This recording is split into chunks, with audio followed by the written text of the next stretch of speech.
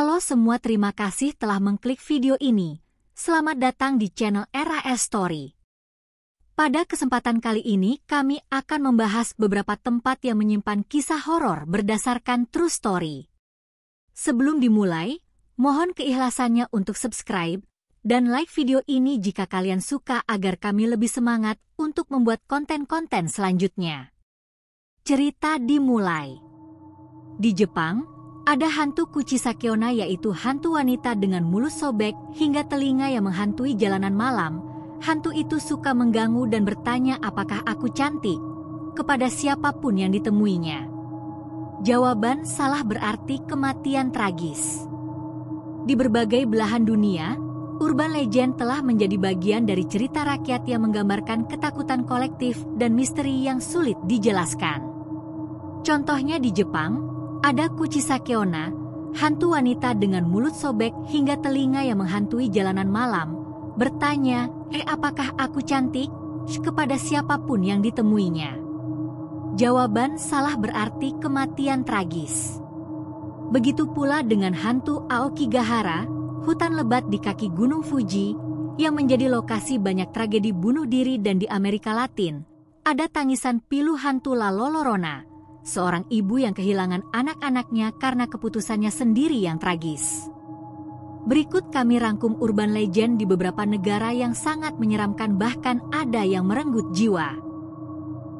Yang pertama, hantu Kuchisakeonna di Jepang. Legenda Kuchisakeonna berasal dari periode Heian tahun 7941-1185 di Jepang. Dikisahkan bahwa ia adalah seorang wanita cantik yang menjadi istri seorang samurai. Suaminya sangat cemburu dan curiga bahwa ia berselingkuh.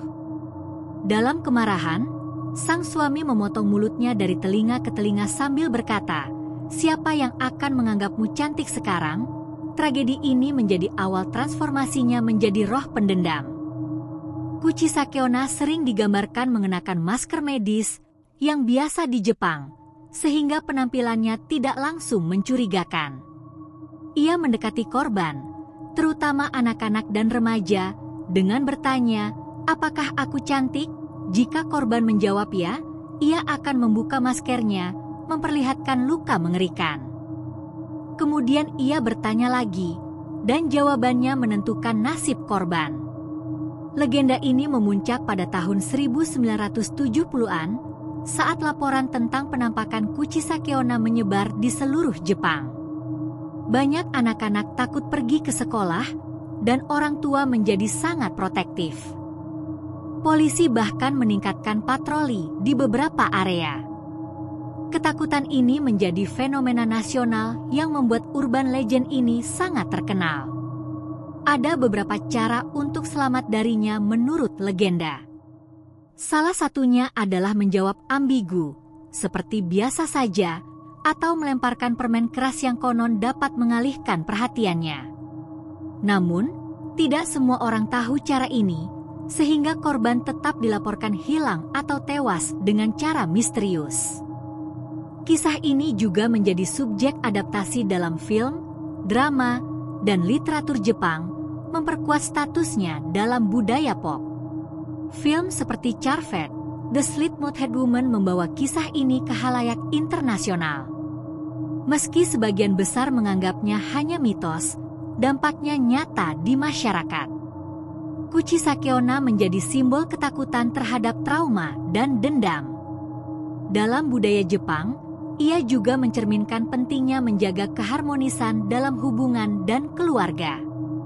Meskipun zaman telah berubah, banyak yang masih menganggap Kuchisakeonna sebagai ancaman nyata. Legenda ini menjadi pengingat bahwa kisah-kisah horor seringkali lahir dari tragedi nyata, dan ketakutan kolektif dapat membuat mitos menjadi nyata. Yang kedua, hantu La Llorona di Meksiko dan Amerika Latin. La Llorona, yang berarti wanita yang menangis, adalah salah satu legenda paling terkenal di Meksiko dan Amerika Latin. Menurut kisah, ia adalah seorang wanita bernama Maria yang cantik namun miskin. Ia menikahi seorang pria kaya dan memiliki 2 anak. Sayangnya, hubungan mereka memburuk ketika sang suami berselingkuh. Dalam keputusasaan, Maria membunuh anak-anaknya dengan menenggelamkan mereka di sungai. Setelah menyadari tindakannya, Maria dilanda penyesalan mendalam. Ia menghabiskan sisa hidupnya menangis di tepi sungai, hingga akhirnya ia meninggal. Namun, arwahnya tidak pernah tenang dan terus mengembara dan mencari anak-anaknya. Ia dikenal dengan tangisan menyayat hati yang berbunyi, "Aye, Miss Hijos," yang artinya "Oh, anak-anakku." Legenda La Llorona telah menjadi bagian dari cerita rakyat selama ratusan tahun. Orang tua sering menggunakannya untuk menakut-nakuti anak-anak agar tidak berkeliaran di malam hari. Namun, ada laporan tentang penampakan nyata wanita menangis di dekat sungai atau danau yang menghilang saat didekati. Beberapa kasus anak hilang atau tewas tenggelam di sungai sering dikaitkan dengan roh La Llorona. Orang percaya bahwa ia menculik anak-anak sebagai pengganti anak-anaknya yang telah meninggal. Kepercayaan ini semakin memperkuat statusnya sebagai legenda yang menakutkan. La Llorona juga menjadi simbol dari penyesalan, dosa, dan hukuman. Banyak versi kisah ini yang mencerminkan tema universal tentang kehilangan dan konsekuensi dari tindakan buruk. Ia menjadi sosok yang menghantui hati nurani manusia. Legenda ini telah diadaptasi dalam banyak media, termasuk film dan lagu. Salah satu adaptasi paling terkenal adalah film The Curse of La Llorona 2019 yang membawa cerita ini ke penonton global. Popularitasnya menunjukkan betapa mendalam pengaruh cerita ini dalam budaya populer. Bagi banyak orang, La Llorona adalah lebih dari sekadar cerita menyeramkan. Ia adalah cerminan dari rasa bersalah manusia dan peringatan tentang pentingnya menghargai kehidupan dan hubungan. Yang ketiga, Bloody Mary di Amerika Serikat dan Eropa. Bloody Mary adalah legenda yang berasal dari Amerika Serikat dan Eropa dengan banyak variasi cerita. Kisah ini mengisahkan roh seorang wanita bernama Mary yang muncul jika namanya dipanggil di depan cermin, biasanya dalam kegelapan dengan lilin menyala. Ritual ini sering dilakukan dalam permainan keberanian anak-anak atau remaja, tetapi banyak yang percaya bahwa ini lebih dari sekadar permainan. Menurut salah satu versi, Mary adalah seorang wanita yang meninggal secara tragis. Ada yang mengatakan ia dibunuh secara brutal, sementara versi lain menyebutkan ia meninggal karena kecelakaan atau penyakit misterius. Konon, arwahnya terperangkap di antara dunia manusia dan dunia roh, sehingga ia muncul di cermin ketika dipanggil. Legenda Bloody Mary menjadi terkenal karena cerita tentang orang-orang yang mencoba memanggilnya dan mengalami kecelakaan atau ketakutan luar biasa. Beberapa orang melaporkan melihat wajah wanita berdarah di cermin, sementara yang lain merasa disentuh atau diserang oleh sesuatu yang tak terlihat. Ketakutan ini membuat ritual ini dihindari oleh banyak orang. Kasus paling ekstrim melibatkan anak-anak yang mengaku melihat bayangan menyeramkan setelah bermain Bloody Mary. Meski banyak dianggap sebagai imajinasi atau sugesti, insiden seperti ini membuat legenda tersebut semakin menyeramkan. Bahkan, ada yang melaporkan bahwa orang-orang yang terlalu sering mencoba ritual ini mengalami mimpi buruk berulang. Legenda Bloody Mary juga menjadi simbol ketakutan terhadap cermin, yang dalam banyak budaya dianggap sebagai portal ke dunia roh. Ketakutan ini diperkuat oleh film horor dan kisah-kisah modern yang memanfaatkan elemen cermin sebagai alat untuk mendatangkan entitas supranatural. Dalam budaya pop, Bloody Mary telah diadaptasi dalam berbagai film, acara TV, dan buku, seringkali dengan interpretasi berbeda. Salah satu representasi modern yang terkenal adalah dalam serial Supernatural, di mana Bloody Mary digambarkan sebagai roh pendendam yang memburu mereka yang memiliki rahasia kelam. Meskipun banyak yang menganggap Bloody Mary hanya mitos, legenda ini tetap menjadi salah satu cerita urban yang paling terkenal. Ketakutannya melampaui waktu dan terus memengaruhi imajinasi kolektif hingga kini. Yang keempat, kuntilanak atau Pontianak di Indonesia dan Malaysia. Kuntilanak atau Pontianak di Malaysia adalah salah satu legenda paling menyeramkan di Asia Tenggara. Hantu ini digambarkan sebagai wanita berambut panjang dengan wajah cantik yang berubah menyeramkan saat menyerang. Ia sering dikaitkan dengan wanita hamil yang meninggal atau meninggal saat melahirkan. Menurut cerita, kuntilanak menghantui pria yang berjalan sendirian di malam hari atau wanita hamil. Suaranya menjadi ciri khasnya. Semakin jauh tangisannya terdengar, semakin dekat ia sebenarnya. Hal ini membuatnya sangat menakutkan, terutama di daerah pedesaan atau hutan yang gelap. Ada banyak kisah nyata yang diduga melibatkan kuntilanak. Beberapa orang melaporkan melihat bayangan putih melayang di pohon besar, terutama pohon pisang, yang sering dianggap sebagai tempat tinggalnya. Bahkan, ada yang menemukan korban tewas dengan luka aneh di leher atau dada, yang dikaitkan dengan serangan kuntilanak. Legenda ini menjadi lebih menyeramkan karena dikaitkan dengan sihir hitam. Beberapa orang percaya bahwa kuntilanak dapat dipanggil oleh dukun untuk balas dendam. Dalam beberapa kasus, cerita ini digunakan untuk menakut-nakuti anak-anak atau orang-orang agar tidak keluar malam. Kuntilanak juga muncul dalam budaya pop Indonesia dan Malaysia, seperti film horor populer Kuntilanak 2006. Film ini memanfaatkan elemen-elemen menakutkan dari legenda untuk menciptakan pengalaman yang mendebarkan bagi penontonnya. Meski kuntilanak dianggap sebagai bagian dari mitos, banyak yang masih percaya akan keberadaannya.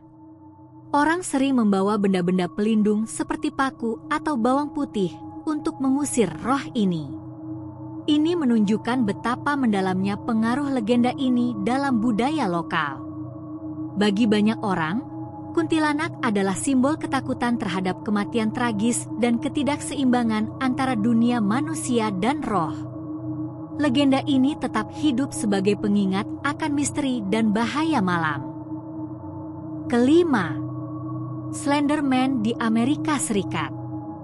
Slender Man adalah legenda modern yang berasal dari internet, khususnya dari forum Something Awful pada tahun 2009. Sosok ini digambarkan sebagai pria tinggi dengan tubuh kurus, wajah tanpa fitur, dan mengenakan jas hitam. Ia sering terlihat berdiri di dekat anak-anak, menatap dari jauh dengan aura yang sangat menyeramkan. Awalnya, Slender Man diciptakan sebagai bagian dari kontes Photoshop di forum tersebut. Namun, cerita dan gambar tentangnya berkembang menjadi legenda urban modern. Banyak orang mulai mengaitkan Slender Man dengan kasus-kasus anak hilang atau kematian misterius, meskipun tidak ada bukti konkret. Kisah ini berubah menjadi tragedi nyata pada tahun 2014 ketika dua gadis remaja di Wisconsin mencoba membunuh teman mereka sebagai pengorbanan untuk Slender Man. Korban, seorang gadis berusia 12 tahun, ditusuk 19 kali tetapi berhasil selamat. Kasus ini mengejutkan dunia dan menjadi bukti nyata dampak psikologis dari legenda ini. Slender Man digambarkan sebagai entitas yang mampu mengontrol pikiran dan memanipulasi korbannya untuk melakukan hal-hal mengerikan. Dalam beberapa cerita, ia menculik anak-anak dan membawa mereka ke hutan untuk alasan yang tidak diketahui. Karakteristik ini membuatnya sangat menakutkan bagi banyak orang. Legenda ini juga menjadi simbol dari bahaya teknologi dan internet, di mana cerita fiksi dapat berkembang menjadi sesuatu yang dianggap nyata. Popularitas Slender Man didukung oleh video game, film, dan serial dokumenter, seperti film Slender Man 2018 yang membawa kisah ini ke arus utama. Meskipun asal-usulnya fiktif, Slender Man telah menjadi bagian dari budaya urban modern yang mencerminkan ketakutan kolektif terhadap hal-hal yang tidak diketahui dan tidak terlihat. Ia juga menjadi peringatan akan dampak buruk dari informasi palsu dan sugesti psikologis. Kisah Slenderman mengajarkan pentingnya kehati-hatian terhadap apa yang kita konsumsi di media dan bagaimana mitos dapat memengaruhi perilaku manusia. Hingga kini, legenda ini tetap menjadi salah satu cerita urban paling menyeramkan dan tragis di dunia. Yang terakhir, Aokigahara di Jepang. Aokigahara, atau dikenal sebagai hutan bunuh diri, adalah sebuah hutan yang terletak di kaki Gunung Fuji, Jepang. Hutan ini terkenal karena keindahannya yang tenang namun memiliki reputasi menyeramkan karena sering dijadikan tempat bunuh diri. Sejak era pasca Perang Dunia Kedua, banyak orang datang ke sini untuk mengakhiri hidup mereka, sehingga hutan ini memiliki nuansa yang penuh dengan misteri dan tragedi. Dikenal karena kepadatannya, Aokigahara memiliki pohon-pohon lebat yang membuat cahaya matahari sulit masuk. Ini menciptakan suasana gelap dan sunyi, bahkan di siang hari. Tidak hanya itu, tanah vulkaniknya yang kaya dengan besi magnetik mengganggu kompas dan peralatan navigasi, menyebabkan orang mudah tersesat di dalam hutan. Hal ini semakin menambah reputasinya sebagai tempat yang menyeramkan. Legenda mengatakan bahwa hutan ini dihantui oleh roh-roh orang yang meninggal di sana. Dalam tradisi Jepang, orang yang meninggal dengan cara tidak wajar atau tanpa upacara yang layak sering diyakini menjadi yurei atau hantu. Mereka dipercaya berkeliaran di Aokigahara, menangis atau memanggil orang-orang yang masih hidup untuk menemani mereka. Selain kisah-kisah supranatural, Aokigahara menjadi simbol dari masalah sosial yang serius di Jepang, yaitu tingkat bunuh diri yang tinggi. Pemerintah Jepang telah memasang papan peringatan di pintu masuk hutan yang mendorong orang-orang untuk mencari bantuan dan memikirkan keluarga mereka. Ada juga patroli rutin untuk mencegah tindakan bunuh diri, meskipun ini tidak sepenuhnya berhasil. Hutan ini juga sering muncul dalam budaya populer, seperti dalam film The Forest 2016 yang menggambarkan sisi mistis dan tragis dari Aokigahara. Meski kisah-kisah tersebut sering dilebih-lebihkan untuk tujuan hiburan, mereka membantu memperkenalkan hutan ini ke dunia internasional. Meski reputasinya menyeramkan, Aokigahara sebenarnya adalah tempat dengan keindahan alam yang luar biasa. Jalur hiking resmi yang aman menawarkan pemandangan yang menakjubkan, termasuk gua-gua es dan formasi batu vulkanik. Namun, ketenarannya sebagai hutan bunuh diri membuat banyak orang lebih fokus pada sisi gelapnya. Aokigahara menjadi cerminan dari bagaimana tempat dapat menyerap energi dari cerita dan tragedi manusia. Hutan ini mengingatkan kita tentang pentingnya mendukung kesehatan mental dan memperhatikan orang-orang di sekitar kita yang mungkin sedang mengalami kesulitan. Terima kasih telah menonton, dan jika ada ide, saran dan masukan untuk konten selanjutnya mohon tulis di kolom komentar dan jangan lupa untuk aktifkan loncengnya agar tidak ketinggalan video kami selanjutnya.